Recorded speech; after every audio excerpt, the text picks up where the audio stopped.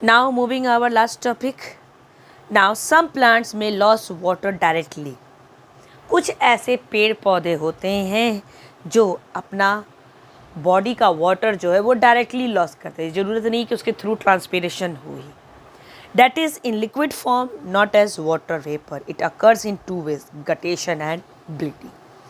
कुछ पेड़ पौधे ऐसे भी हैं जो अपने पेड़ पौधों में जो वाटर होता है उसको अपने आप लिक्विड फॉर्म में भी बाहर निकालते हैं, ना कि वाटर वेपर के फॉर्म में. ऐसे दो प्रोसेस का नाम है गटेशन और ब्लीडिंग. गटेशन और bleeding. Now guttation is the process of secretion of water droplets from the pores of some vascular plants like grass. Guttation is often confused with dew droplets that condense from the atmosphere on the plant surface. The liquid of guttation comprises a variety of inorganic and organic compounds which mainly include potassium and sugar. A white crust remains on the leaf surface. Guttation यहाँ पे दिया गया है कि guttation के through जो liquid form होता है. आपने ओस देखा है ना, सुबह सुबह जाओगे तो आप ज़्यादातर ग्रास के ऊपर जो ओस देखोगे, या कभी कभी जो छोटे छोटे पौधे हम लोग ये पॉट में लगा के रखते हैं गमलों में, तो उनके ऊपर जो ड्यू ड्रॉपलेट्स होते हैं यानी कि जो ओस की बूंदें होते हैं, that is the guttation process. और गटेशन प्रोसेस में क्या होता है, सिक्रीशन ऑफ वाटर ड्रॉपलेट्स यानी कि छोटे छोटे बूंदों का सिक्रीशन होता है, निकलता है. कहाँ से? तो लीव्स में जो वैस्कुलर पोर्स होते हैं, पोर्स के थ्रू वैस्कुलर प्लांट्स में निकलता है. और इन्हें क्या कहा जाता है, ड्यू ड्रॉपलेट्स. और ये ड्यू ड्रॉपलेट्स क्या होते हैं, रात के वक्त निकलते हैं, क्योंकि रात के वक्त जब एटमॉस्फेयर बहुत ही कूल डाउन हो जाता है, कम होता है, तो ये कंडेंस होके हमारे लीव्स के सरफेस पर, प्लांट्स के सरफेस पे ड्रॉपलेट्स के रूप में इकट्ठा हो जाते हैं. और ये लिक्विड ऑफ गटेशन क्या होता है, इसमें आपको इनऑर्गेनिक और ऑर्गेनिक कंपाउंड्स जैसे कि पोटेशियम एंड शुगर ये दोनों मिलते हैं. कहा जाता है कि जो ओस की बूंदें होती हैं वो बहुत ही फ़ायदेमंद होती हैं. क्यों? क्योंकि इसके अंदर लीव्स के जो वैस्कुलर प्लांट्स होते हैं उनके पोर्स के थ्रू बाहर आते हैं. तो समटाइम्स जब ये पोर्स के बाहर आते हैं तो वो पौधों में से कुछ ऐसे ऑर्गेनिक और इनऑर्गेनिक को कंपाउंड्स को लेकर उस ड्रॉपलेट्स का फॉर्मेशन करते हैं, जिसमें हम पोटेशियम और शुगर दोनों पाते हैं. और इनकी वजह से ये बहुत ही रिच होते हैं. जब ये जैसे जैसे टेम्परेचर बढ़ने लगता है तो यू विल सी डैट ये क्या हो जाते हैं, ये सूखने लगते हैं, यानी कि इवापोरेट होते हैं. और जैसे ये इवापोरेट होंगे तो आप लीव्स के ऊपर आप देखोगे कि एक वाइट कलर का कुछ क्रस्ट यानी कि वाइट कलर का कुछ पाउडरी टाइप का रह जाता है. और वो क्या होता है, तो आपका पोटेशियम और शुगर होता है. ये गटेशन का मतलब होता है टू पोर आउट और टू ड्रॉप. गटेशन का मीनिंग होता है या तो एक बूंद, नहीं तो नीचे गिर जाना. The leaves of certain plants exhibit water droplets along their margin in the morning. This particularly happens in the plant growing in warm, humid condition. A humid environment hampers transpiration while the roots continue to absorb water from the soil. This builds up a big hydrostatic pressure within the plants and forces out the excess water directly from the tips of vein in the leaf. Special pore-bearing structures called hyathoids are present in the margin of the leaves to allow this exudation or guttation can be absorbed. Now over here hydrostatic pressure, वैसा pressure.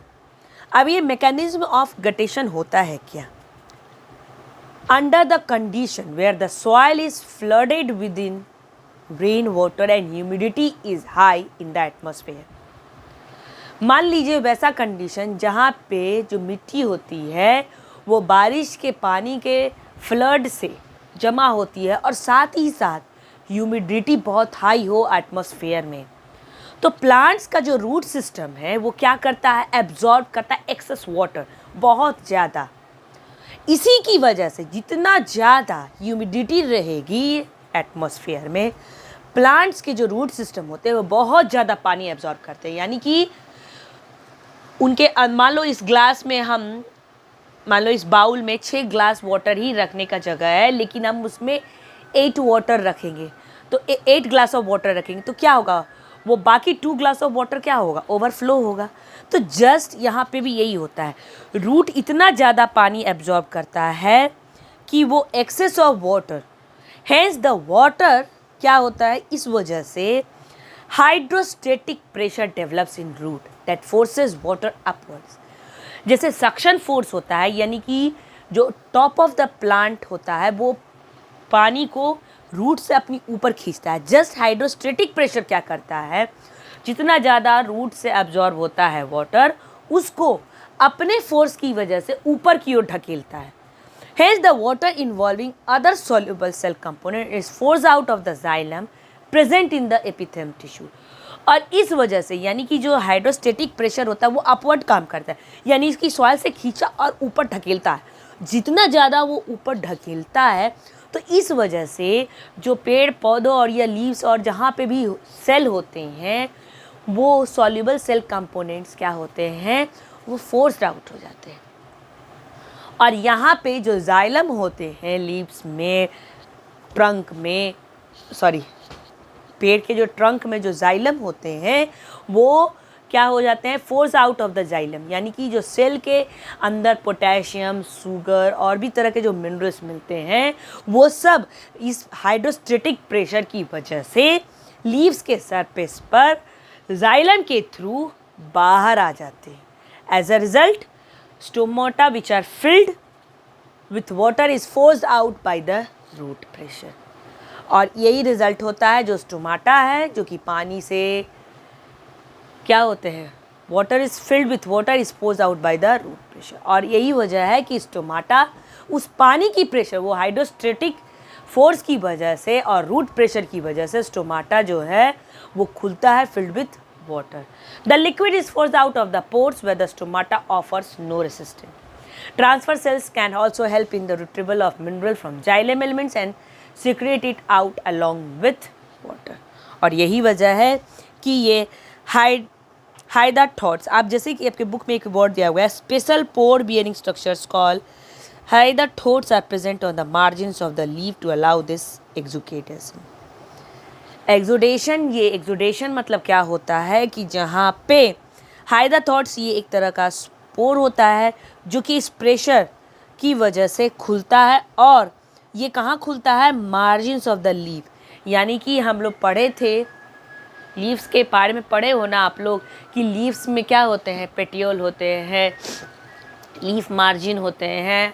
तो इनके margin के किनारे किनारे ये हाइथॉट्स जो होते हैं वो पोर खुलते हैं, जो कि अलाउ करते हैं एक्सुडेशन। यानी कि इस सॉल्युबल सेल कंपोनेंट्स के साथ जो फोर्स आउट जाइलम के थ्रू होते हैं, वो वाटर ड्रॉपलेट्स बाहर निकलते हैं।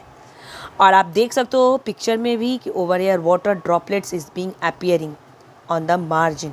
तो ओस की बूंदें हमेशा बीच सरफेस पे नहीं मिलेंगी, हमेशा लीव्स के किनारे किनारे ही बनती हैं। अब जैसे कि ग्रास, तो कहोगे कि ग्रास में तो सरफेस, तो वहाँ पे सरफेस एरिया ही कितना ज़्यादा होता है, वो नैरो शेप में होते हैं, स्मॉल होते हैं, और उनके सरफेस एरिया बहुत ही कम होते हैं। इस वजह से उनका जो टिप होता है जहाँ पे उसकी बूंदें क्रिएट होंगी, या तो उसके वाटर ड्रॉपलेट्स का साइज़ बहुत छोटा होगा, और अगर थोड़ा बड़ा है तो वो पूरा कवर कर लेती हैं। तो यही है आपका हाइथॉट्स। ना transpiration affect climates. Transpiration affect climate. It has been shown experimentally that plants give out large quantities of water during transpiration. A full-grown single sunflower plant is estimated to lose about half a liter of water per day in the form of water vapor. A single maize plant loses about 2 liters of water per day. A large apple tree may lose about 30 liters of water per day. अब देखो कि यहाँ पे experimentally हम देखते हैं कि that plants gives out large quantities of water during transpiration. अब ये प्लांट्स के ऊपर डिपेंड करता है कि वो कैसे ट्रांसपिरेशन रेट को बढ़ाते हैं और घटाते हैं। मान लो एक फुल सनफ्लावर प्लांट है, वो कितना देता है, 1/2 litre of water per day. Single maize plant 2 litre of water per day.